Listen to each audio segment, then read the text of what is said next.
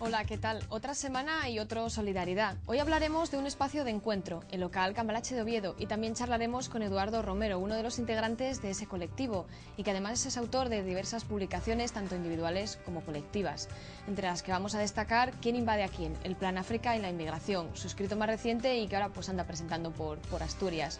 Pero primero vamos a viajar a la calle Martínez Vigil de Oviedo y abrimos las puertas del local Cambalache. Bueno, Eduardo, primero bienvenido, eres un hombre completo, estás en Cambalache, escribes, coordinas actividades. Háblanos un poquito de cómo empezó esto, porque bueno, la idea surgió en 2001, se abrieron las puertas en 2003. ¿Cómo empezó esta aventura? Pues buenas tardes. El inicio del local Cambalache pues fue la creación de un espacio de acción social y colectiva en el marco de la universidad por un grupito de gente que estábamos metidos en el movimiento estudiantil y que analizamos conjuntamente el interés por mantener un espacio de acción colectiva más allá del marco universitario, ¿no? Veíamos que normalmente el movimiento estudiantil acaba siendo una burbuja en la cual cuando termina nuestra etapa universitaria pues se suele disolver y se pierden ese tipo de espacios comunes. Y lo que decidimos es intentar generar un proyecto social y político alternativo ya fuera del marco de la universidad, abriendo a la gente que viniese de otros muchos ámbitos y que mantuviese pues, una dimensión educativa central en nuestra acción social dentro de los movimientos sociales, ¿no? Una de las cosas interesantes que destacáis sobre el local, de las actividades que realizáis, que bueno, luego hablaremos de ellas porque son muy variadas, es lo que acabas de mencionar, la construcción de conocimiento, los espacios de autoorganización. ¿Cómo surgió esa idea? Porque bueno, tenéis talleres, tenéis también publicaciones. ¿Por qué insistís tanto en esta idea de la educación popular? Sí, bueno, nuestra idea inicial, sobre todo, parte del análisis de que cada vez hay menos espacios de participación social para empezar en nuestra propia ciudad, ¿no? Parece que los espacios de socialización de la gente tienden a ser las grandes superficies comerciales y el individualismo consumista pues, se impone, ¿no? Y frente a ese modelo, frente a la mercantilización también de la educación, lo que tratamos es, en primer lugar, de generar un espacio y por eso pillamos un local que está en la calle Martínez Vigil, como decías tú antes, y que es un espacio concreto en el cual se trata de generar dinámicas de participación, de apoyo mutuo y de generación, digamos, de actividad social, política y cultural alternativa. Entonces, para nosotros es importante, lo primero es eso, generar un espacio social desde el cual participar. Y después, digamos, generar también un espacio de formación política en la medida en que cada vez también encontramos menos espacios de formación vinculados a la práctica de los movimientos sociales y también entender la educación no exclusivamente como mera reflexión teórica, sino como una actividad que está necesariamente vinculada con la práctica. Esa es una de las ideas principales de la educación popular. Por eso, quizás luego cuando veamos también las imágenes del local, pues se vea que cuando nosotros pensamos en, por ejemplo, en la agroecología y el consumo responsable, no solo elaboramos textos, como puede ser pues un librito que sacamos que se llama Nos comen contra el desmantelamiento del mundo rural en Asturias, no solo elaboramos textos como ese, sino que tratamos de generar proyectos concretos de apoyo mutuo con pequeños agricultores y agricultoras de Asturias que sobreviven frente a esta dinámica de desmantelamiento del mundo rural, pues a través de un proyecto de consumo responsable en el que pues bastante gente, digamos, generamos una relación de apoyo mutuo con estas pequeñas producciones campesinas, ¿no? De hecho, precisamente el reportaje que pondremos luego sobre Cambalache va de eso, porque os fuimos a visitar el día en el que llegaban todas las cestas con alimentos y la gente se estaba ahí sirviendo. Pero aparte de esta actividad tenéis mucho más, es decir, tenéis un programa muy lleno y a mí lo que me parece más importante, muy abierto. Es decir, tenéis talleres, tenéis charlas, tenéis exposiciones, tenéis también los libros que publicáis que ya mencionábamos, lo que comentas tú del consumo responsable, que también tenéis cosas de la Arcula Vieja. ¿Cómo decidís actividades? ¿Qué tipo de tamiz seguís? ¿Los dialogáis? ¿La gente os llega con propuestas? ¿Cómo os lo montáis? Sí, la verdad es que bueno, requeriría, digamos, mirar históricamente la evolución del local en estos casi 4 años que lleva funcionando. El mes que viene celebramos el cuarto aniversario. Pero la idea central era generar espacios de participación que pudiesen también adaptarse a las posibilidades de participación y de compromiso de gente bastante heterogénea. No queríamos crear un gueto, un local exclusivamente, digamos, para gente que tuviese, por ejemplo, una formación política muy desarrollada, sino que fuese un espacio de participación que tuviese como diferentes registros y también diferentes niveles de compromiso. Entonces, por eso tratamos de generar también diferentes formas de participar en el local. Concretamente ahora, si pensamos en una semana habitual en Cambalache, para entendernos, pues los lunes hay un taller de teatro que monta obras de denuncia social y relacionadas con los temas que trabaja la asociación. Los martes está el grupo de trabajo sobre agroecología y consumo responsable y el grupo de consumo. Los miércoles está el grupo de feminismo, los jueves el grupo de inmigración y los viernes es el día en el que hay una actividad, digamos, especial. Pues una charla, seminarios de formación, proyecciones audiovisuales, exposiciones, teatro en pequeño formato, títeres, bueno, diferentes propuestas, ¿no? La idea es que todas estas formas, todos estos dispositivos de participación permitan también a la gente encontrar su lugar en la forma de comprometerse con la asociación. De alguna manera, pues por ejemplo, la actividad de los viernes es algo mucho más puntual, que no requiere compromiso, sino simplemente asistir y participar, mientras que los grupos de trabajo son espacios más permanentes, más continuos, en los que sí que hay una exigencia de participar semanalmente y que lo que tratan es de ser espacios de formación interna y de generación de actividades también hacia afuera, tanto educativas, con la elaboración de materiales, cursos, talleres, como también reivindicativas, con una presencia en la calle, pues para defender los derechos de los inmigrantes, en el caso del grupo de inmigración, por ejemplo, y denunciar también las consecuencias de la globalización capitalista que obliga a mucha gente a salir de sus lugares de origen, pues digamos sería un ejemplo, ¿no? De la misma manera que editamos, pues por ejemplo, el libro de los árboles de la muerte, que es la crónica de un inmigrante sin papeles que nos cuenta en una especie de diario su situación de explotación laboral en la zona de Cangas del Narcea, en el sector forestal, pues de la misma manera que hacemos un material educativo, un librito para poder trabajarlo con la gente, pues también salimos a la calle a reivindicar los derechos de las personas inmigrantes, ¿no? Y bueno, tenéis bastantes grupos de trabajo, lo que mencionas, tenéis inmigrantes, tenéis feminismo. Una de las cosas que a mí me llama la atención de Cambalache, y creo que también puede llamar la atención a todo aquel que lo conozca un poquito, es que apostáis mucho por la autogestión. Es decir, pues recibir fondos de socios, a través de actividades educativas. Vosotros comentáis que, bueno, que no renunciáis a la subvención como una ayuda puntual, pero que os gusta, pues lo que decimos, ¿no? La autogestión, ser independientes. ¿De dónde os viene ese ánimo de funcionar pues totalmente un poquito al margen, ¿no? Bueno, en relación con las formas de financiación, y digamos que no solo las formas de financiación, la idea de la autogestión también tiene que ver con la necesidad de generar, como decía antes, espacios reales, propios, autónomos de los movimientos sociales desde los que construir modelos alternativos, ¿no? A veces miramos con mucha admiración procesos en otros lugares del mundo, como por ejemplo en Latinoamérica, con toda esa capacidad de autoorganización y de generación de espacios propios. Por ejemplo, nosotros tenemos relación y hemos visitado la Universidad Popular de Madres de Plaza de Mayo en Buenos Aires, un enorme proyecto de educación popular y de formación política que ha sido construido en los últimos años y al que asisten pues, miles de personas todos los años. Y digamos que desde nuestra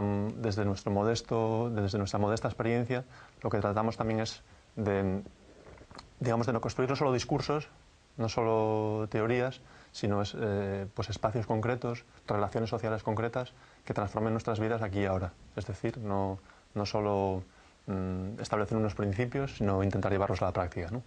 Entonces, de alguna manera, esa es la idea del local, y eso también en nuestra reflexión desde el principio llevaba a intentar que las formas de financiación fuesen lo más autónomas posibles.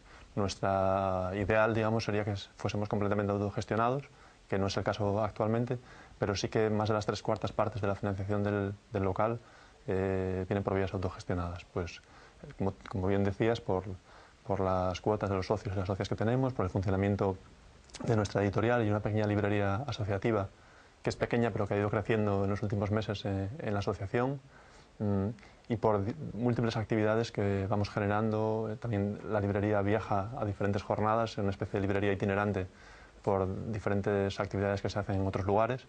Y luego sí que hay una parte de la financiación que tiene que ver más con espacios institucionales, no tanto con subvenciones, sino a veces pues, que nos pagan por participar en cursos, en talleres, en los que media, digamos, alguna institución.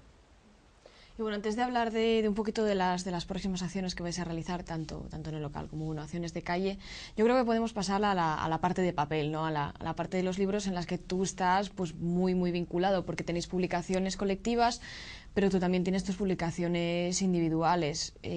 Aquí, bueno, has traído una muestra, mencionaste ya el de Nos Comen, También tenéis la crónica que comentabas del inmigrante, pero el más reciente es el del Plan África. Si quieres, podemos hablar primero un poco de los otros dos en los que tú participas, como autor individual, como autor colectivo, ¿no? El de Nos Comen, el de Más Agua para qué.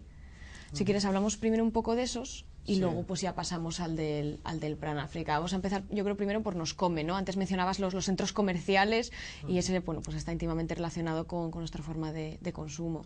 Sí, de alguna manera la apuesta, digamos, por editar materiales y por editar materiales elaborados mayoritariamente por la gente de la asociación tiene que ver también con construir conocimiento colectivamente y desde lugares que no son los lugares académicos. Aunque el origen de la asociación sea gente que estábamos participando en la universidad, ahora 4 años después el origen de la gente que participa en la asociación es muy diverso, no necesariamente tiene una formación académica y valoramos la construcción de conocimiento colectivo vinculado a todas esas prácticas que os he venido contando, ¿no? Entonces, la editorial surgió un poco casi sin planificarlo, ¿no? Por la historia de los diferentes grupos de trabajo en estos años, de repente han surgido oportunidades de editar materiales sobre diferentes temas que apoyaban la acción social y política de los diferentes espacios de participación de Cambalache.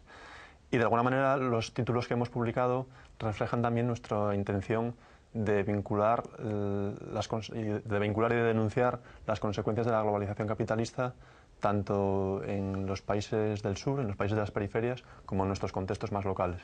Y de esa manera pues han aparecido libros que tienen que ver con denunciar nuestro modelo de desarrollo local aquí y ahora, a dónde va el modelo de desarrollo de Asturias y del Estado español, pues con libros como el de Nos Comen, contra el desmantelamiento del mundo rural en Asturias, que denuncia la desaparición de decenas de miles de explotaciones campesinas y cómo se está convirtiendo Asturias en el reino de las grandes superficies, de las grandes multinacionales de la distribución y todo lo que supone eso de desmantelamiento de la cultura y del mundo rural, por una parte, y de concentración de toda la población en el centro urbano con un modelo de desarrollo completamente insostenible. Y relacionado con eso también el libro de Más Agua para qué, el Plan Hidrológico Nacional, el Embalse Caleao y la nueva cultura del agua, que lo que pretende es precisamente entrar en ese debate político que vivimos en los últimos tiempos y que tiene mucho de propaganda mediática por parte del gobierno asturiano, y en él Eduardo Menéndez y Beatriz González pues nos argumentan el por qué no es necesario el embalse Caleao desde una perspectiva de desarrollar, digamos, un modelo de vida y de desarrollo respetuoso con nuestro territorio, con nuestros ecosistemas, y que no necesariamente tiene por qué suponer consumos de agua cada vez más grandes, que están vinculados precisamente pues, con usos industriales de ese agua o con urbanización de la costa y del centro de Asturias pues acelerada y vinculada a usos turísticos, etcétera, que nada tienen que ver con un modelo de desarrollo sostenible, ¿no? Y luego, relacionado con todo esto, pues hay otros materiales que, como decía, tienen que ver más con cuestiones más alejadas, pero que en realidad tratamos de vincular con lo que está pasando aquí, ¿no? Nuestro modelo de desarrollo en los países ricos, en los países centrales, tiene consecuencias en los países del sur, y de ese modo, pues materiales como Crisis y deuda externa o un cuadernillo que hicimos contra la Constitución Europea tratan de reflejar esas consecuencias en los países del sur. Y bueno, por último, si quieres hablamos un poquito del libro ¿Quién invade a quién? El Plan África de Inmigración, que es el que he sacado yo, aunque digamos con el aval colectivo del grupo de inmigración de Cambalache, que de alguna manera lleva 1 año y pico trabajando sobre el tema de África, ¿no?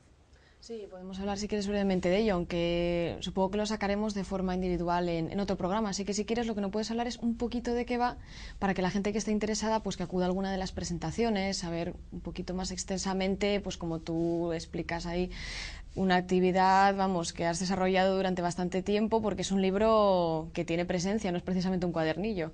Sí, bueno, el libro de ¿Quién invade aquí en el Plan África de Migración? Fundamentalmente, para ser breve, lo que trata es de mostrar cómo toda la propaganda mediática que nos trata de vender una supuesta invasión del Estado español por parte de millones de inmigrantes africanos es completamente falso, y además no solo es un discurso racista, sino que lo que trata es también de justificar la presencia de las multinacionales españolas y europeas en África, en una especie de nueva colonización de África por parte del capital español. Concretamente, el Plan África, aprobado por el Gobierno en el año 2006, dice explícitamente que pretende defender los intereses de las multinacionales de hidrocarburos en zonas como el Golfo de Guinea, con altas reservas petrolíferas, y la seguridad energética de España. De alguna manera el libro que trata es de desenmascarar entonces el uso que se le está dando a este discurso contra la inmigración. Y ahora ya yo creo que para terminar y un poco para poner ya la miel en los labios a todos los que se pueden acercar a Cambalache, que siempre tenéis la puerta abierta, me gustaría que me contaras las actividades que vais a tener ahora, porque así la gente sabe cuándo se puede acercar y, bueno, aunque pueden ir cualquier día, pues que vayan un poquito con un objetivo concreto, ¿no? Sí, puedo contar un poco las actividades que va a haber en los primeros días del mes de marzo, en los viernes del local, que es ese espacio que decía de participación en el que todos los viernes hacemos una actividad especial. Concretamente, voy a mirar la chuleta, el viernes 2 de marzo tenemos una actividad doble. A las 7 de la tarde se presenta un libro que se titula El sol y la rabia y que es una biografía de reincidentes y que tendremos la presencia de varios de los componentes del grupo reincidentes. Y a las 8 de la tarde, a continuación, habrá una charla titulada Otra crisis es posible, en la que se hablará de los conflictos de Cajastur, de San Claudio y de Autotex, diferentes conflictos laborales, de precariedad laboral, en la que diferentes personas que están militando en esas luchas sindicales nos van a contar cuál es ese proceso de lucha, ¿no? Y el viernes 9 de marzo a las 8 de la tarde tendremos una charla vinculada a la celebración del 8 de marzo, titulada El feminismo, historia, corrientes y puntos críticos, que la va a dar Pilar San Pedro y que está organizada por el Grupo de Feminismo de Cambalache. Bueno, pues nosotros intentaremos estar con vosotros en todas las actividades y, sobre todo, bueno, feliz cumpleaños al local, que como comentabas antes, pues ya va a ser grande. Gracias, Eduardo. Gracias a vosotros.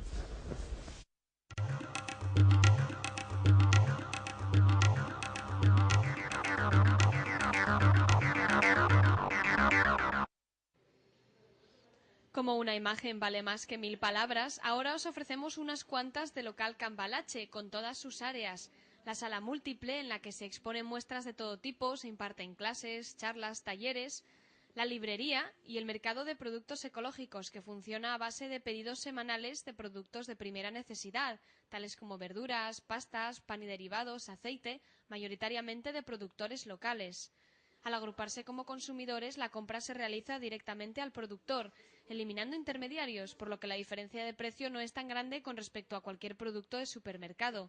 Y la diferencia se nota. Una vez en las tiendas de comercio justo me dijeron que los productos que están, bueno, pues tanto ecológicos como de comercio justo, que son productos que tienen alma. ¿Tú coincides con eso? Sí, claro.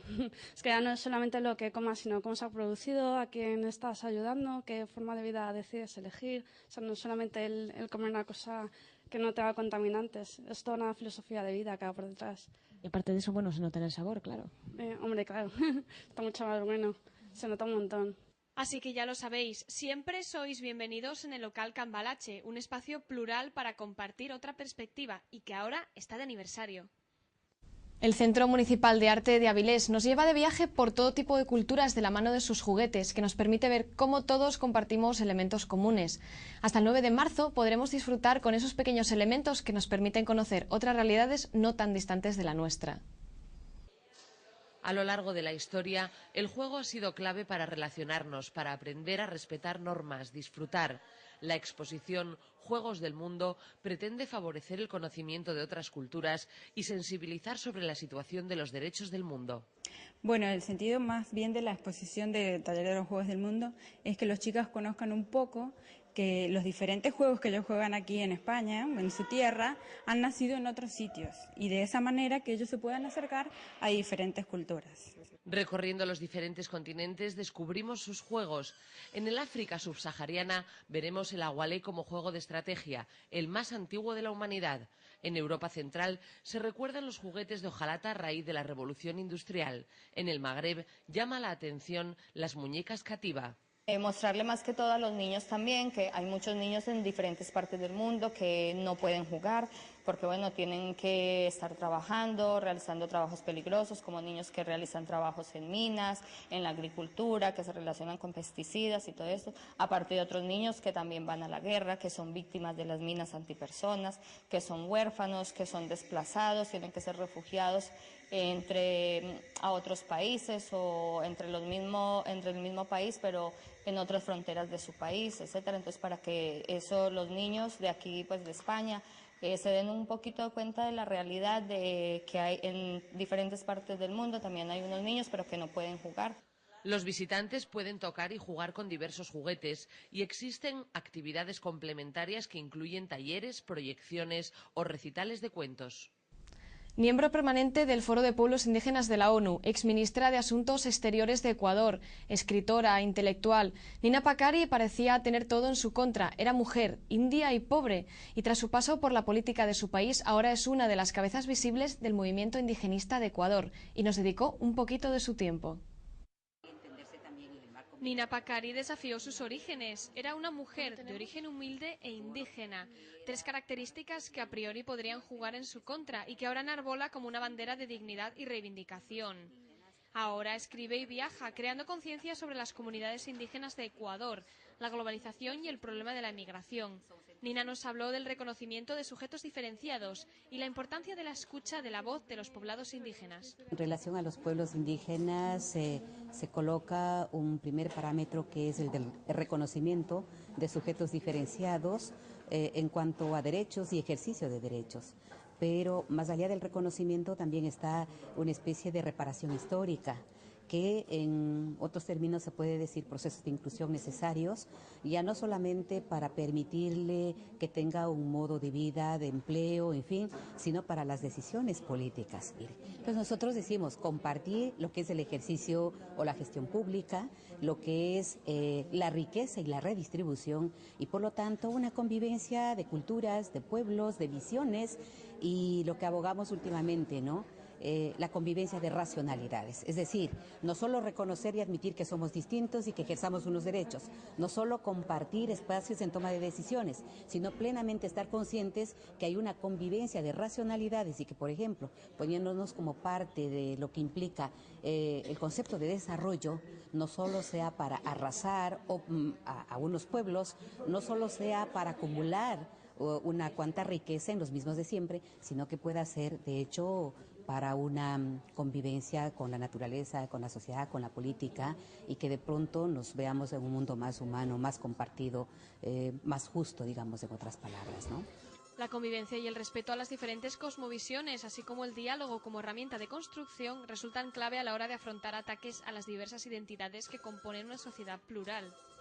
No quedar en lo tramposo de somos respetuosos de lo propio y les dejamos abandonado, sino como hay una doble responsabilidad y corresponsabilidad para decir de qué manera contribuimos, por ejemplo, con inversión, con recursos que puedan ser generados o invertidos de acuerdo a sus concepciones, a su cosmovisión, a su forma de vida. Lo que en otras palabras, acudiendo al escritor mexicano Octavio Paz, diría de pronto las formas de vivir y de morir que tiene un pueblo. La polarización social con ricos muy ricos y pobres muy pobres contrasta con un momento de expansión empresarial. Hay que apostar por un diálogo de intereses particulares frente a intereses comunes y de distribución para el desarrollo.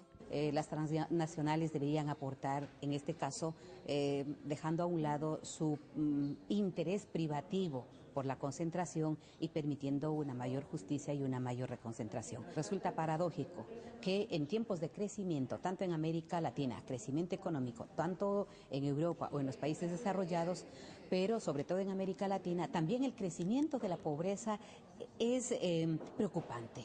Entonces uno se pregunta, ¿qué pasó con estos recursos de crecimiento? ¿Dónde está la polarización? Y de hecho tenemos que caer en que hay una concentración que ha perjudicado a muchos otros, y cómo una política redistributiva puede ser afín con un contenido mucho más social que permita inclusiones para la educación, para la salud, para el desarrollo. Nina también reflexionó sobre la emigración, un problema que está íntimamente relacionado con esta redistribución de riqueza. Yo creo que mirarlo con una dinámica mucho más amplia, completa, progresista, que se ha habido apertura para el tráfico financiero, porque no también considerando lo de los derechos humanos con lógicas de convivencia. Entonces me parece pertinente, la cuestión de la migración no es de ahora. La humanidad desde sus inicios ha migrado, sean temporales o no, o viendo las historias que las hemos vivido. Por lo tanto, es tener memoria para poner en marcha principios de solidaridad, para poner en marcha la justicia, por ejemplo, y lo que nosotros en el marco de los principios de los pueblos indígenas marcamos siempre, la reciprocidad como uno de los símbolos de un mundo con justicia, con equidad, y que no nos tratamos como el extranjero, a alguien que es distinto o como tal, y al contrario, en las simbologías costumbristas de nuestras familias, el invitado a casa o el que haya llegado a casa sin ser invitado es parte de la familia ampliada. Nina Pacari, una mujer decidida que apuesta por el mantenimiento de los rasgos culturales diferenciados y que, pese a la sombra de la globalización, lucha de forma activa por nuevos tiempos de participación con un discurso coherente de respeto y dignidad. Disfrutado de la compañía de Eduardo y Nina en el Solidaridad esta semana. Nos vemos como siempre la semana que viene con mucha más información. Hasta entonces, buenas noches y muy feliz semana.